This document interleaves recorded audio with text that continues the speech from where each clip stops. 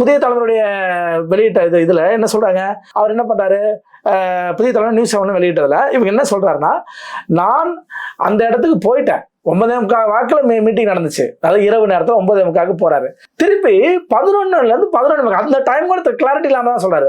11 மணி வாக்குல தான் நான் வெளியே வந்தேன், ஏன்னா யாரும் வந்து என்னை அடிச்சிருவாங்க. நான் ஏங்க ஒரு பேஷண்ட்டை அவ்வளோ அர்ஜென்ட்னு சொல்லி ஒரு மிகப்பெரிய மாசுக்குள்ள பூந்து போறீங்க, ஒரு 10,000 பேர் 20,000 பேர் இருக்கிற மாஸ் கூட்டத்துக்குள்ள பூந்து போறீங்க, அப்படிப்பட்ட ரிஸ்கான ஒரு பேஷண்ட்டை எடுத்துட்டு போறீங்க, பிக்கப் பண்ண போறீங்க. அப்படிங்கும் போது பிக்கப் பண்ணி அவ்வளவு ரிஸ்கா இருக்கிற இடத்த நீங்க எடுத்துட்டு போவீங்களா? அந்த கூட்டத்தையே மாசம் உடைச்சு போயிட்டு வந்துட்டீங்க. அப்ப இப்படி நீங்க வந்து 11:45 வரைக்கும் ஏன் வெயிட் பண்ணி ஏன் காத்திருந்தீங்க? காத்திருந்து நீங்க சொல்ற வார்த்தை வேற யாரோ ஒருத்தர் சொல்ல, அந்த சம்பந்தப்பட்ட ஆம்புலன்ஸ் டிரைவர் சொல்ற வார்த்தை.